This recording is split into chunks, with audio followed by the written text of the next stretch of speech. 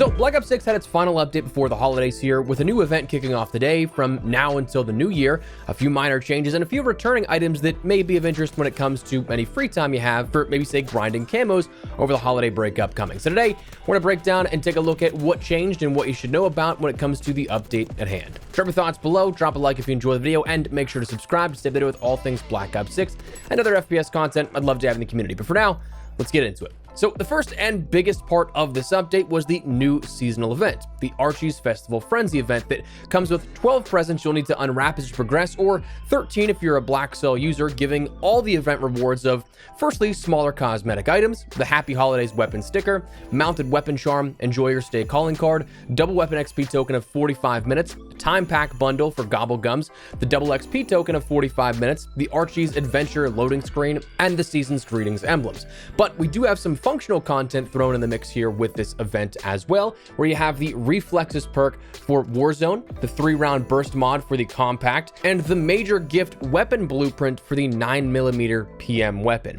The bonus of the 13th item here with this is the slick style Black Cell operator skin for Nazir, but this does not count against you. You can complete the event without actually ever touching this Black Cell operator. It would be kind of scummy if they required you to buy Black Cell to end up completing this, but you can complete it without, and if there's something that you want to skip for some reason, that's also something you can use to skip any of the other non-Black Cell items. So one thing that was noticeably absent about all of these rewards, though, once you complete everything, is that there was no cleaver melee weapon, which honestly I was very surprised by. It feels odd that they did this in the way of showcasing an air quote weapon that was just a blueprint for the 9mm PM. Like, that's a blueprint, not a weapon. So that leaves the question on when will that become available. Not that a melee is really consuming my time of like, I need to have it type of thing, but it's interesting because this is now the only piece of the Season 1 content that's been revealed outside of the Squid Games event that has not been introduced just yet. So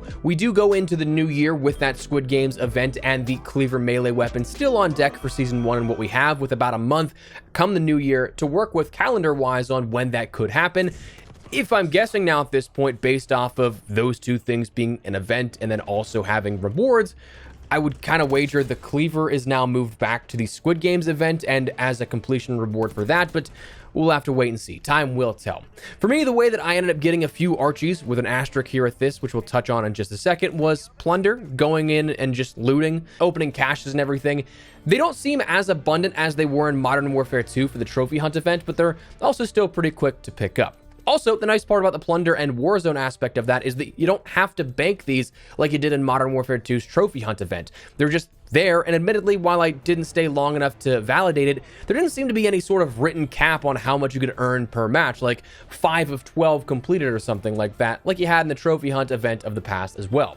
So now, revisiting that asterisk that we just talked about on why I didn't pick up too many or why it was something that I didn't really stay in preliminarily to see what was the best way to do this was, well, collecting Archies, I was doing that after the fact and didn't have to do as much intensive testing as I thought, because when I logged in, my event ended up having 50,000 Jolly Archies on my account. And it sure seems like plenty of other people had this happen as well, and I didn't think anything of it when I had comments on the past couple of videos about it, but if you played in the last week, it seems like you were getting credit for this event, even though the event wasn't live, and I genuinely do not know how it was calculated. Like, Zach or Immortal played Warzone with my usual crew. I did not.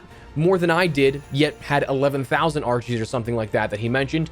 And I played MP just doing random 100%er challenges for a few hours and much less playtime and had 50,000. So like, I can't think of any correlation to how that would be calculated and why these were granted in the way they were. But if you log on, you may have some bit of progress towards the event, perhaps enough to even complete it, or have a massive backlog that you could complete the event 500 times over. So I genuinely don't know if this is going to be something that they end up air quote fixing or not. I feel like it's kind of a, well, we kind of have to deal with it now type of thing on their end for Activision and Treyarch, because if anyone's even around to update the game to fix this in a major capacity, assuming not the entire studio is out for the holidays, but even if people were around, I feel like this is one of those things that if you take it away, even though it's very clearly a bug that's not meant to happen, there's going to be a lot of uproar about it and a lot of upset players. Because in the situation of everything going on in the grand scheme of things right now for Black Ops 6 and Warzone, it's like one of those things, like, why would you take that away?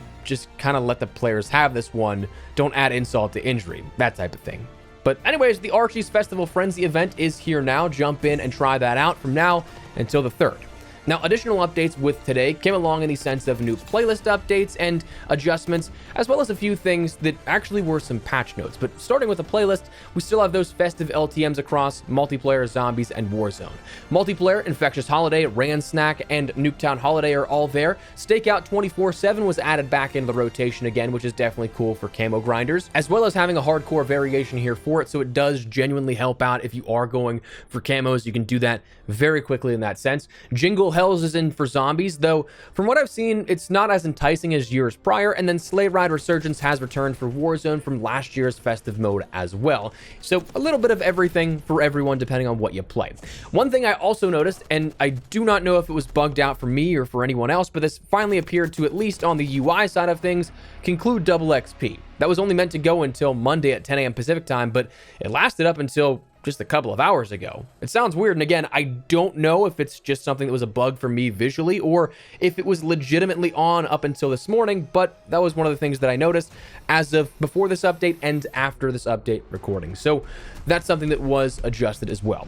Now, the Warzone patch notes, amidst all the frustration with Warzone, oddly there was an update put out today that addressed nothing of the current concerns, but made adjustments elsewhere.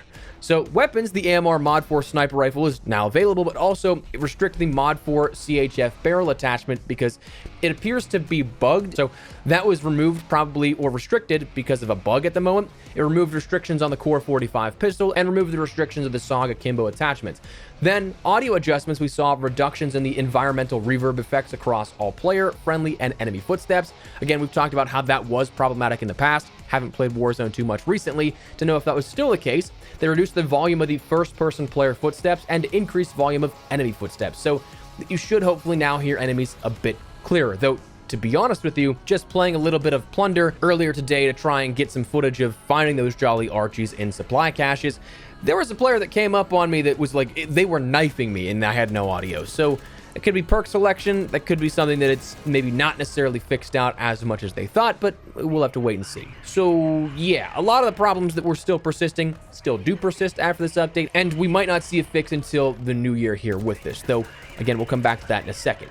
Black Ops 6 did not have any patches or anything of an update like that. It was just all event and then playlist updates. But coming back to it, as we mentioned, there's the chance that maybe we see some things fixed here between now and the holidays, but that's just because there was another update that was logged in the PlayStation database.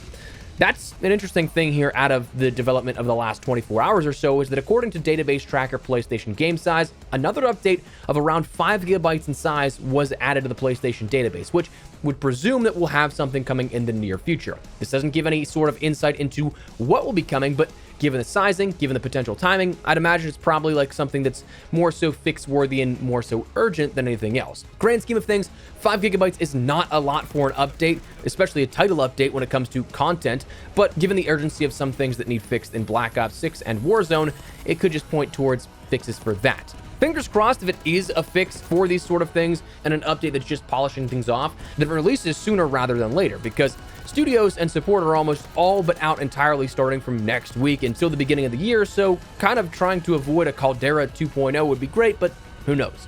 That also makes me wonder when this is actually slated for, because databasing usually indicates very soon, but also unless it's tomorrow, updates don't normally drop on the weekends. Next week again, I'd imagine almost everyone is out of the office for the holiday, so when that'll drop, I guess that's the million-dollar question. But for now, that is the update that we had as of today, adding in the new event, a few things on the content side of things, a few adjustments for Warzone, and what we may be seeing here in the next 24 to 48 hours or so, but wanted to fill you guys in and keep you in the loop. So that said, that's going to wrap it up. Let me know your thoughts down below. Drop a like if you guys enjoyed the video, and make sure to subscribe for more Black Ops 6 and other FPS coverage. I'd love to have in the community, but for now, thanks so much for watching. Mine has been Espresso. I'll see you later. Take care, and peace.